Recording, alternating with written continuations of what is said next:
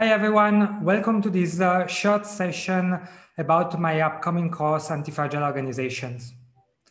So today we will see what the course is about, who is it for, when and how it will take place, and then some Q&A. The reason why I decided to create this course is because in management, there is not much talk about anti-fragility, about risk, and about how to adapt, how to survive, manage uncertainty, exploiting optionality. And on the other hand, where in the resources that talk about anti-fragility and risk, they do not really talk too much about management operations, about how to deal with people, how to implement in practice the theory, how to deal with business constraints, with multiple priorities, and other limitations of the real world. And I found myself at the intersection of these two problems. First, because I myself not only have been studying anti-fragility and risk, but I've also been leading an organization. And later on in my career, I've also been a consultant, and I've seen in the order of magnitude of 100 organizations and plans myself. So I know very much not only about the theory, but most importantly about the practice, about how to implement the theory and how to ensure that it works in the real world. So let's see what this course is about. So for those of you who don't know about it, antifragile is a term coined by Nassim Nicholas Taleb in his homonymous book, and it literally means things that gain from disorder. What does it mean in the context of business and management? So first, a very short basics. You can divide things as fragile, robust, and antifragile.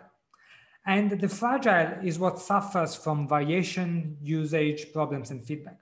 For example, a car, the more you use it, the more likely it is to break. And the more you use it, the more it loses value. Then you have the robust, which is what resists variation, usage, and problems. And finally, you have the antifragile, which is what benefits from them. And the idea is that you want to have an organization, you want to have people, products that benefit from variation, from changes in the market, from being used by people, from problems that you encounter in the business, and from feedback that you receive from the market or from your peers and your colleagues. So the thing that sometimes is misunderstood is that companies, they might look like they're working well, but if they are fragile, they will inevitably decline over time, or they will have problems. And more importantly, also companies which are robust will decline, because even though they might survive problems, they will not benefit from them. When the market changes, when the environment changes, they will not adapt. And therefore, over time, they will get out of touch and they will lose competitiveness and relevance. Conversely, antifragile organizations are the ones which benefit from problems. They adapt and they grow. And that's much more sustainable and beneficial in the long term. And they do that at multiple levels. They are antifragile at the level of the organization, at the level of the team, at the level of the individual, at the level of the product, at the level of the procedure, and so on. So let's see in practice what it means for an organization to be antifragile. Some of the answers include adapting before it's too late, which means proactively seeking feedback, surviving to problems, and then adapting so that you improve over time. It means to exploit optionality, exposing yourself to upsides and then capturing them at the level of products, at the level of new markets, at the level of the internal talent that you already have in your organization, and so on. It means to use antifragile objectives and metrics, which means setting directions and objectives which are not set in stone, but they themselves and the way you set them benefits from problems and improves over time. Then antifragile organizations, they also acknowledge that there is a limit to what management can know and control. And they organize themselves, the procedures and their culture so that adaptation happens at all levels and in all places in the company. And much more. Here I'm just selecting a few of the points for the introduction. But what anti-fragile organizations do is the easy part. The hard part is how they do it and ensuring that they actually do it in practice and that they do it in a way that doesn't bring side effects, unwanted consequences, and collateral damage. And then it's also knowing why the practice is hard. What are the obstacles and points of frictions and what to do about them? How to ensure that the theory will become practice and will become practice not while you're pushing it, but also afterwards in the long term. And then it's also how to teach these to other people and how to teach them to teach to others so that you are not the only point of reference for anti-fragility in the company and therefore also point of fragility if you are the only one, but to ensure that adaptation happens organically across the company. And then how to do it with the constraints of real businesses and with the constraints of your business, because probably there are things in your business which are already working well and they better not be touched. And there are specific constraints that you might have and others not. And we will also see how to play around them or with them. So these real aspects of how to do things in practice in the real world are what will occupy most of the course. So the course is divided into 5 modules.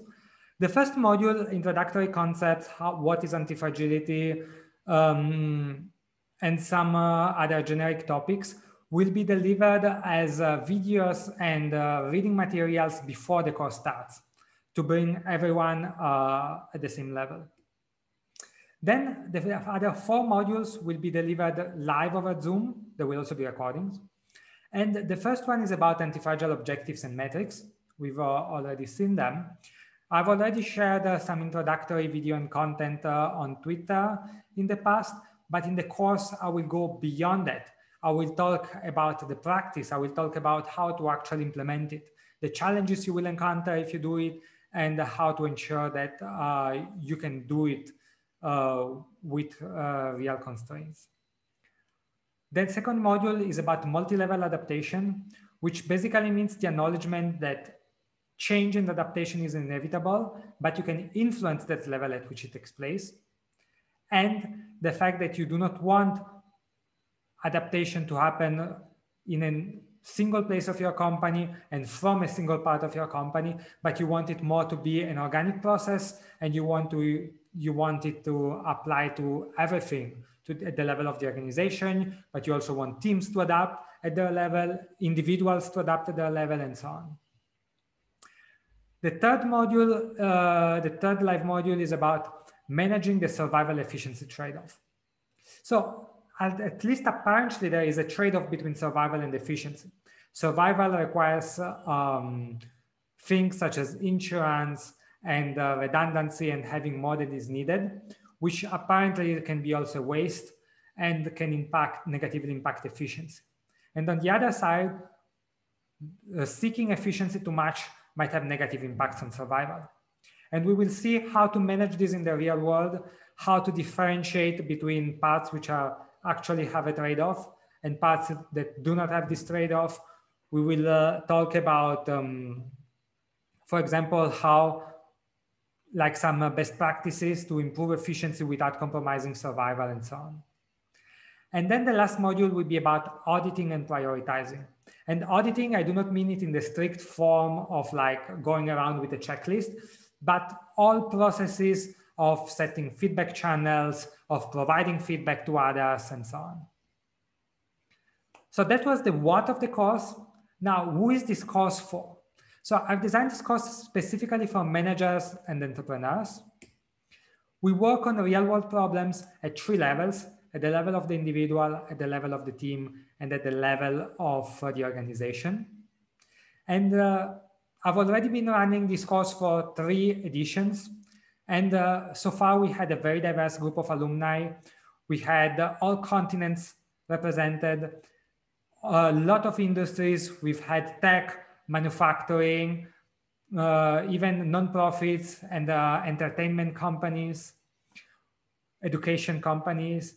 And then we've had a lot of different levels of seniority represented. We've had veteran CEOs, first-time CEOs, senior employees, young talent, and so on. People from their 20s to their 60s. So when does the course take place? So the live sessions, they take place from the 16th to the 27th of August. Before that, you will already receive some introductory material and possibility to interact with other people from the cohort. The live sessions, they take place on Mondays and Thursdays at 7 p.m. They last 90 minutes plus some additional time for Q&A, but there will also be recordings available. Office hours take place on Fridays at 7 p.m. Central European Time. There are moments in which you can come to ask specific questions, maybe questions about your specific situation. Office hours are public, meaning that other people from the cohort will participate as well, but you can also ask me questions privately via email. Then there will be also time and space for one-on-ones. I plan to give you the opportunity to schedule up to 1 hour of dedicated Zoom call one-on-one just with you. There will also be optional exercises that you can send to me the result via email, and you can get personalized feedback by myself. I do not use coaches in this course because I want to be the one.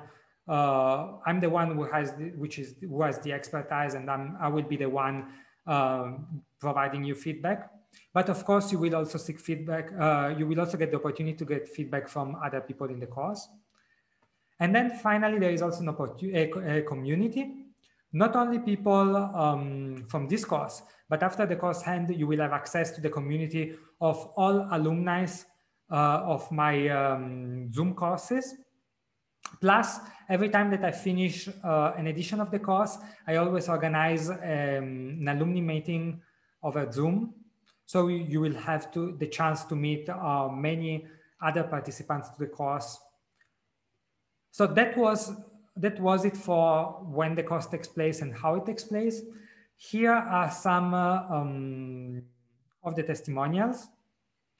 And then now there will be some time for Q&As. And if you have any questions, you can always send them to me via email at luca@luca-delana.com.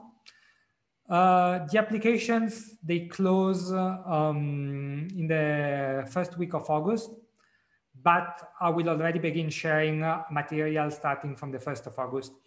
So if you register before the 1st of August, you can have more time to read the materials before the first live session, which is on the 16th of August. Thank you very much. And again, if you have any questions, just ask via email.